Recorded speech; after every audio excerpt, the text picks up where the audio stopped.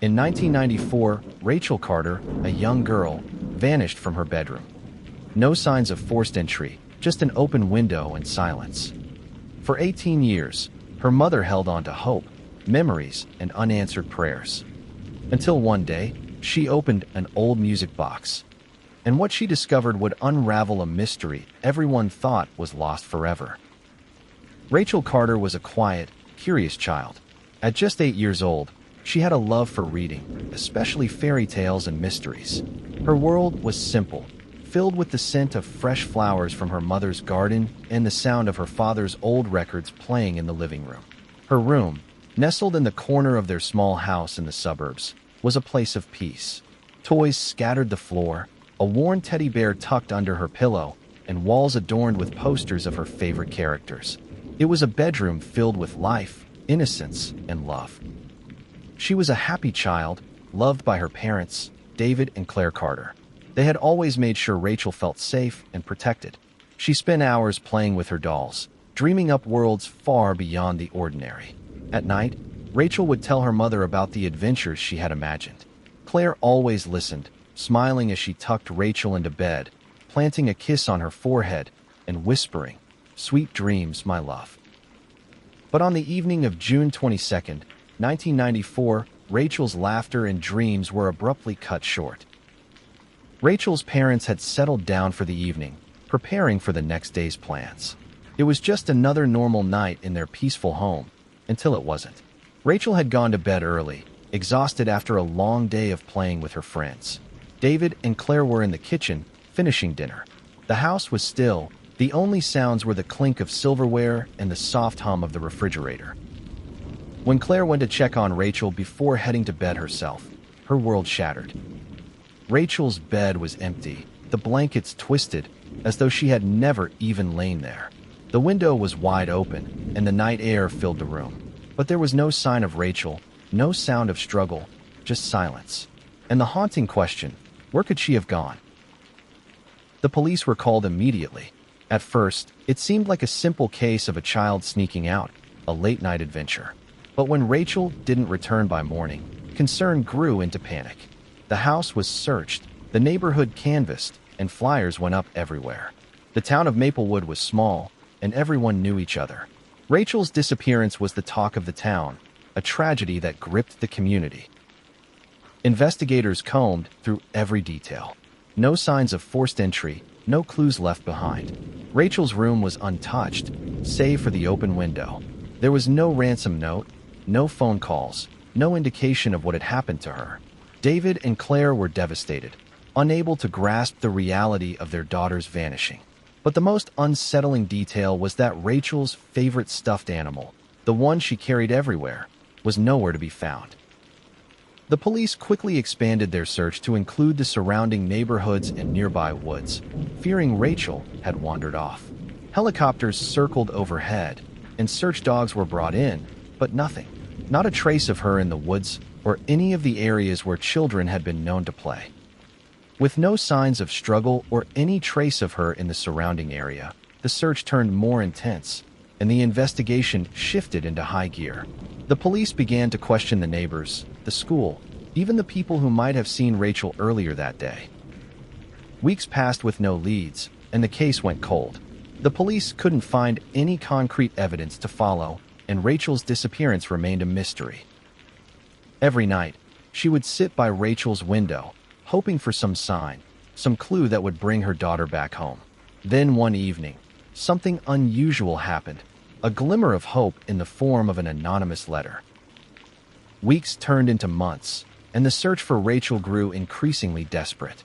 The town of Maplewood rallied around the Carter family, offering support in every way they could. Flyers flooded the streets, social media campaigns spread the word, and volunteers went door to door asking if anyone had seen the young girl. Despite all their efforts, there were no new leads. Rachel had vanished without a trace. The search teams expanded, now focusing on the nearby forests and even distant towns. The police set up command centers and worked around the clock, following every lead, no matter how small. Volunteers and search dogs trekked the wooded areas, while helicopters once again circled the skies, hoping to spot anything that might point to Rachel's whereabouts. Claire couldn't bear to sit idle. Every day, she joined the search, walking the paths near their home, calling Rachel's name out into the silence, her voice hoarse from days of desperation. She couldn't accept the idea that her daughter was gone forever. She knew Rachel was out there somewhere. She could feel it deep inside. Rachel's disappearance was the topic of every conversation in town. The community held candlelight vigils, the town hall was packed with concerned citizens, and the local paper ran daily updates. But as the days turned into weeks, and the weeks into months, the hope of finding Rachel began to wane. One day, a breakthrough came when a couple of volunteers stumbled upon a strange object while scouring the woods near a secluded part of Maplewood. It was a small, red scarf, a piece of clothing that didn't belong to Rachel, but it was something that could point them in the right direction. The object was sent for forensic analysis, but it didn't lead anywhere. The scarf didn't match any known items Rachel had owned, and the trail grew cold once again. It was as though the forest, vast and endless, had swallowed Rachel whole. But just as the case seemed to lose all hope, a cryptic message surfaced.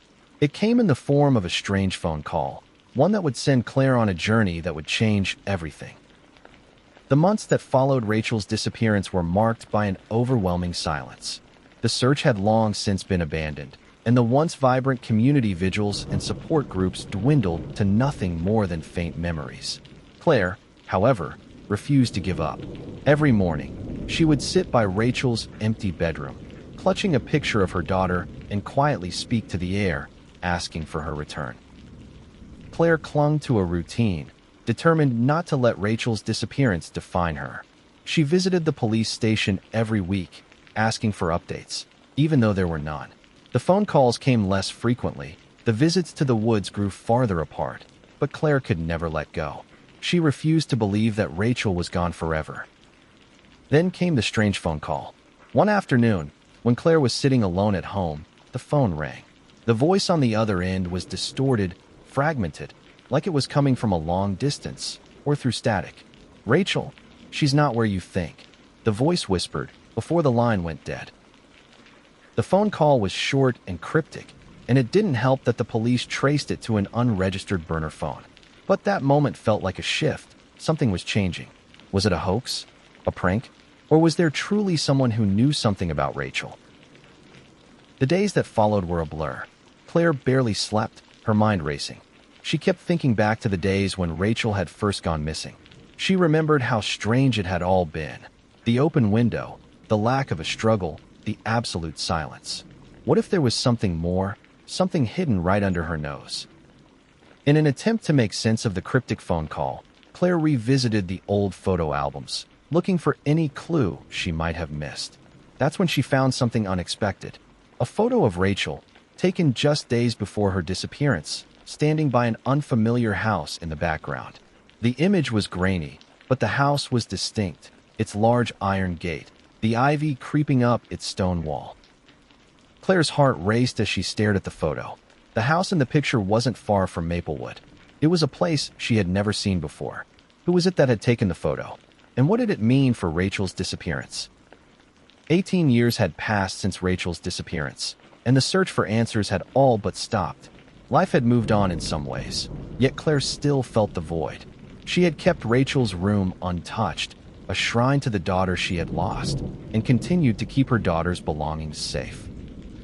It was a rainy Tuesday afternoon when Claire finally opened the small, forgotten box tucked away in the back of a drawer. It had once belonged to Rachel, a gift from her grandmother, a music box with delicate carvings and a faded mirror inside the lid. Claire hadn't opened it in years. As she lifted the lid, the soft tune began to play. It was a lullaby that Rachel had always loved. The melody filled the room, bringing back memories of Rachel's tiny hands winding the box herself, her laughter ringing through the house. Claire's heart ached with longing. She had hoped for a sign, but nothing could have prepared her for what came next. Plus, a small folded note fell from inside the box. Claire's hands trembled as she read the faded ink. It was a note from Rachel, written when she was just a child, tucked inside the music box as a secret message. It read, "I'm sorry, Mama. Please don't be mad. I'll be back soon." The words echoed in Claire's mind, too painful to believe.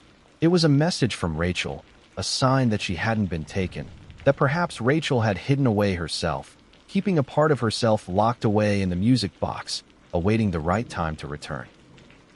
But the note raised more questions than answers. Why hadn't Rachel told her anything about this note? Why hadn't she come home? Claire couldn't make sense of it. Could this be a clue Rachel left behind? Or was there something even darker hiding beneath the surface? As Claire stared at the note, she couldn't shake the feeling that someone else had placed it there. Someone who had been watching, waiting for this moment, who had been involved in Rachel's disappearance all those years ago. The unsettling realization began to settle in. The discovery of the note wasn't just a sign of Rachel's presence. It was a sign that the past hadn't been what Claire thought. Someone had orchestrated her daughter's disappearance, and the music box was the key to unlocking the truth. Claire's fingers brushed the old mirror inside the box, and suddenly, the reflection seemed different. Something was off. Was it her imagination, or was there something hidden in the glass that had never been there before? The discovery of the music box and Rachel's note was only the beginning of a new chapter in Claire's life, one that was more unsettling than anything she had ever faced.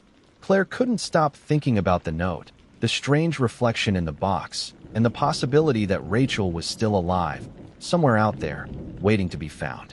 But as the days passed, the deeper the mystery became. The note had sparked a renewed determination in Claire, a fire she hadn't felt in years. She began digging through old police files, revisiting the search that had long since gone cold.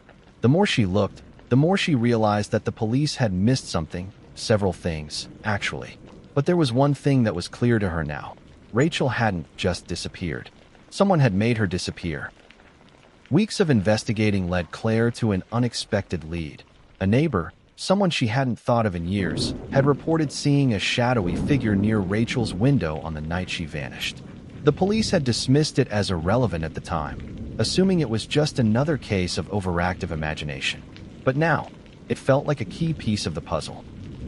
As Claire dug deeper, the web of secrets began to unravel. She discovered that Rachel's disappearance wasn't an isolated event. There had been other strange disappearances in the area around the same time, all of them eerily similar. Children, young girls, vanishing from their homes with no explanation, no traces left behind. The unease in Claire's gut grew. The community had never truly healed from the trauma of Rachel's disappearance. People had gone on with their lives, but deep down, there were whispers, unspoken suspicions, and now, Claire was starting to connect dots that had been overlooked, ignored. One particular theory haunted her thoughts, the idea that Rachel hadn't just been taken, but that she had been chosen, selected for something. But for what purpose? Was Rachel a victim of something larger? Or had she been involved in something from the start? Something that Claire wasn't prepared to face. But just as Claire began to feel like she was closing in on the truth, a new, chilling detail emerged. A mysterious letter appeared in her mailbox, one that had been postmarked from out of state. No return address, no signature, only a single line, written in scrawled handwriting. "I know where she is." The letter didn't make sense. Who had sent it? And why now, after all these years? Was it a threat? Or a sign that Rachel was alive? The realization dawned on Claire. Her search was far from over. It was just beginning. As Claire sat in her living room, holding the mysterious letter, a knock came at the door. She opened it, only to find a small, familiar object resting on the doorstep, Rachel's old teddy bear. But this time, it was different, covered in dirt, with a strange, cryptic message sewn into its fabric. The discovery of the music box shattered the silence that had hung over Rachel's disappearance for 18 long years. But as the music played on, it uncovered a chilling mystery, one that raised more questions than it answered. Was it the key to Rachel's vanishing? Or was there something even darker at play? But the truth is still out there, and the final pieces of this puzzle are yet to be revealed. If you want to find out what happens next, make sure to hit like, subscribe, and comment below. Share your thoughts. What do you think happened to Rachel? And don't forget to ring the bell for notifications, so you won't miss the next part of the mystery. But the truth is still out there, and the final pieces of this puzzle are yet to be revealed. If you want to find out what happens next, make sure to hit like, subscribe, and comment below. Share your thoughts. What do you think happened to Rachel? And don't forget to ring the bell for notifications so you won't miss the next part of the mystery.